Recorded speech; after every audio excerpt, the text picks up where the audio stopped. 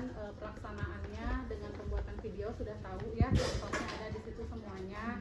Tinggal yang teman-teman butuhkan nanti adalah form pengkajian KPSP-nya, anak aslinya. Nah kemudian kalau misalnya sudah ada itu, barulah kita menghitung usia kronologis ya. Jadi usia kronologis itu dari mana? Usia kronologis itu adalah usia pada saat anak itu lahir, pada saat anak itu datang untuk dilakukan pemeriksaan, dikurangi tanggal lahirnya gitu ya. Nanti untuk prosesnya seperti apa itu di video semuanya sudah jelas ya, mulai dari pelaksanaan bagaimana sampai dengan ke proses dokumentasi ya.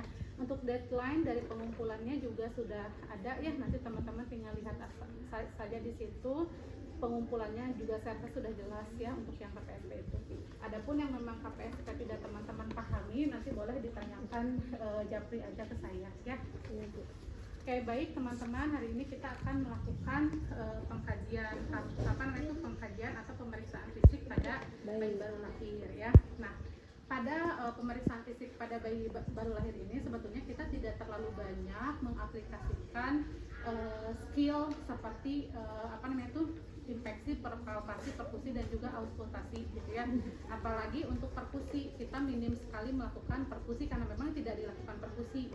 Kalau diinspeksi masih iya gitu ya, di palpasi juga iya, di auskultasi juga iya. Tapi kalau di perkusi pada bayi baru lahir itu tidak dilakukan gitu ya. Nah itu yang pertama.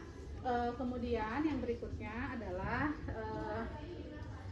yang harus dikaji pada bayi baru lahir ini kebanyakan adalah refleksnya gitu ya. Jadi refleks primitif namanya. Refleks primitif itu adalah refleks yang muncul pada bayi baru lahir. Nah itu yang teman-teman akan banyak kaji gitu ya di bayi baru lahir ini. Oke, kemudian yang pertama sebelum kita melakukan pemeriksaan fisik pada bayi, pastikan ruangan dalam keadaan hangat, kemudian dilakukan dengan cepat dan juga tepat ya.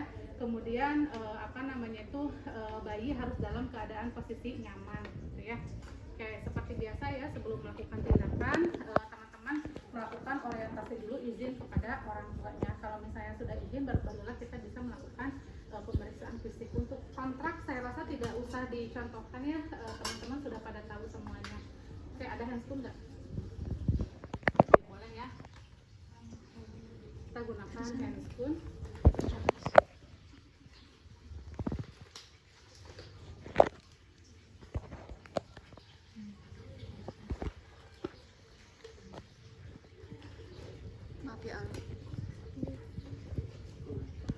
Oke, yang pertama untuk pemeriksaan fisik pada bayi baru lahir ini adalah kita lihat dulu kulitnya ya. Diperhatikan warna kulit pada bayi baru lahir itu biasanya warnanya merah muda gitu ya. Kemudian terdapat sedikit lanugo. Lanugo itu merupakan bulu-bulu halus yang ada di kulit bayi gitu ya. Kemudian di bayi juga ada namanya Mongolian spot. Jadi itu Mongolian spot itu adalah tanda kebiruan di area bokong biasanya, dan itu normal gitu ya. Itu merupakan tanda lahir biasanya gitu ya. Oke, kemudian diperiksa juga apakah ada tanda-tanda kebiruan atau kemerahan pada badan bayi ya, itu untuk yang kulit. Nah kemudian kita sebelum ke kulit itu yang diperiksa adalah tanda-tanda pengkajian antropometri dulu ya. Yang pertama itu adalah kita kaji lingkar kepala. Normalnya berapa? Ada di modul halaman 96. Jadi teman-teman nanti harus menghafalkan nilai normalnya. Kalau tidak salah 33 sampai dengan 35 cm ya. Oke, kemudian setelah itu kita kaji lingkar dada ya. Untuk lingkar dadanya kita kaji dulu di tengah-tengah ya. Untuk normalnya kalau tidak salah 31 cm. Ini di arah pertengahan midline ya. Kemudian setelah itu kita kaji lingkar perutnya. Oke, kemudian kita kaji panjang badannya ya. Panjang badannya kita kaji ya. Misalnya dari ujung sampai dengan ini. Itu normalnya kalau tidak salah 38 sampai dengan 42 cm ya. Kalau tidak salah nanti dilihat lagi di modul ya. Oke, yang terakhir adalah dilakukan timbang berat badan ya. Ditimbang bayinya itu normalnya itu adalah 2.500 sampai dengan 4.000 gram ya. Oke, Oke, tadi setelah kita lanjut dari area kulit ya, kemudian kita lanjut ke area kepala ya. Nah, di kepala ini dilihat yang pertama itu adalah fontanel anterior ya, itu di sini. Kemudian yang kedua adalah fontanel posterior. Di fontanel anterior dilihat ini diamond shape-nya. Diamond shape itu adalah bahasa ininya ubun-ubun ya. Itu normalnya itu 2 sampai dengan 4 cm biasanya ya, dan dia akan menghilang pada usia 18 bulan. Kemudian kalau di area belakang dilihat diamond shape-nya gitu ya, biasanya itu normalnya itu 1,5 dan dia akan menghilang pada saat usia 4 bulan ya. Oke. Kemudian yang berikutnya kita kaji ke area mata ya.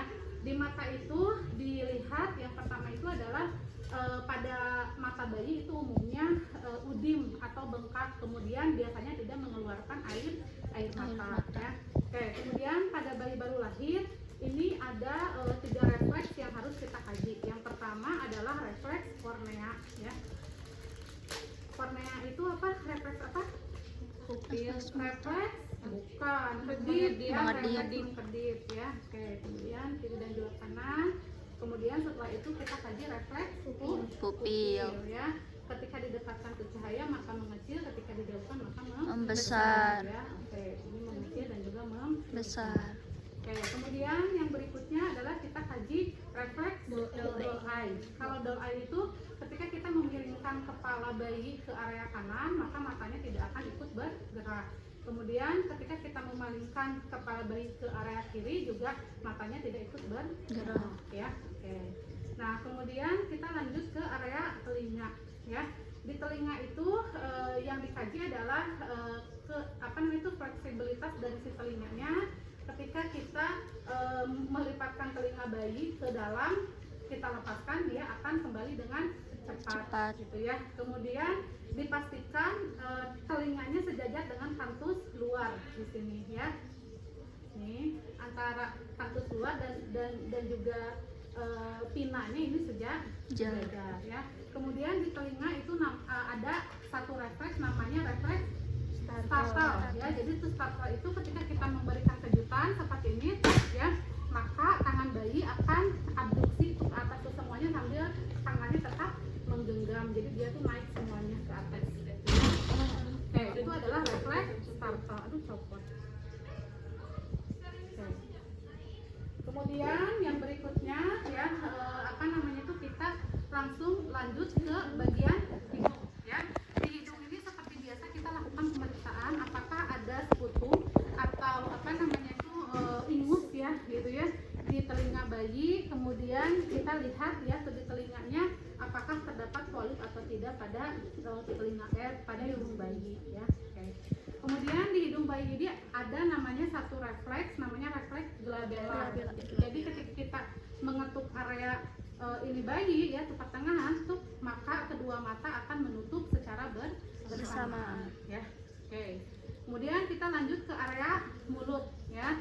Di mulut itu ada 4 refleks yang harus teman-teman kaji. Tapi sebelum mengkaji refleks, kita kaji dulu mulut bayinya, mulai dari inteknya, kemudian opulanya terdapat di tengah-tengah dan juga di midline ya. Kemudian keutuhan dari rongga mulutnya, dan pastikan tidak ada tanda-tanda abnormal seperti di gusi bayi itu terdapat gigi. Nah, itu yang abnormalnya gitu ya. Oke. Kemudian di mulut bayi ini ada 4 refleks yang harus kita kaji. Yang pertama itu adalah refleks sucking ya. Refleks sucking itu adalah refleks hisap. Ketika kita menghisapkan menghisapkan gas ke mulut bayi, maka bayi akan menghisap dengan kuat gitu ya. Oke. Kemudian ada pun refleks rooting ya. Ketika kita menyentuh area pipi bayi, maka mulutnya akan berusaha untuk mencari area yang kita sentuh. Itu rooting namanya ya. Oke.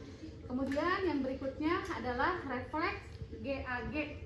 Jadi kalau tuh GAG itu adalah refleks muntah gitu ya. Jadi ketika kita memasukkan tong starter ke lidah bayi ya, maka bayi akan berefleks muntah gitu ya. Kemudian yang berikutnya adalah refleks extraction reflex ya. Jadi ketika kita menyentuhkan tong spatter ke lidah bayi, maka lidahnya akan menjulur keluar ya. Oke. Kemudian kita lanjut ke area apa ini namanya? leher. Ya. Oke, di leher bayi itu terdapat skin fold ya teman-teman. Skin fold itu adalah itu lemak yang ada di lapisan leher bayi. Jadi kalau misalnya ada lemak seperti itu, jangan dibersihkan, biarkan. Nanti juga akan menghilang dengan sendirinya, gitu ya. Kemudian di leher ini ada dua refleks yang harus kita kaji. Yang pertama adalah tonic neck reflex ya. Jadi itu tonic neck reflex itu ketika kita menggerakkan kepala bayi ke area kanan, maka ekstremitas kirinya akan ikut ke area kanan ya. Nah, kalau misalnya kita memposisikan kepala bayi ke area kiri, maka ekstremitas kanannya akan ikut ke area kiri ya. Oke. Kemudian yang berikutnya adalah reflex neck writing reflex. Kalau neck writing reflex itu ketika kita mengangkat badan bayi seperti ini, maka kepalanya akan ikut mengangkat. Tuh ya.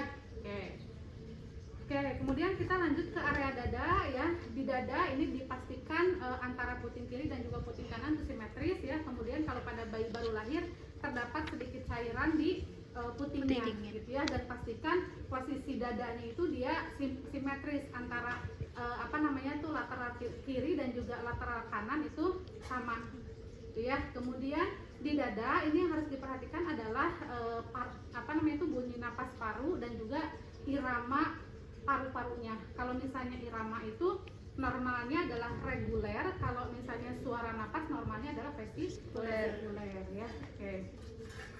Kita ini dulu ya. Kita lakukan auskultasi ya, seperti biasa. Kita perdengarkan suara napas dan juga irama napas dari bayi baru lahir ya.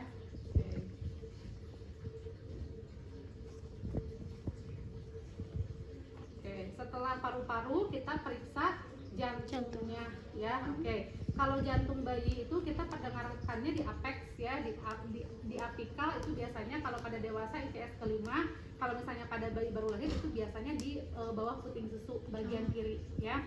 Oke, yang terdengar di suara apex itu adalah suara S1 yaitu lub ya. Kalau misalnya di antara aorta dan juga pulmonal yang paling terdengar adalah suara dub ya. Pada bayi baru lahir suara dub atau S2 itu lebih kencang dibandingkan suara S1 gitu ya. Jadi dub lub, tapi dubnya dia lebih kencang ya. Oke, itu untuk jantung. Kemudian setelah itu kita lanjut ke abdomen.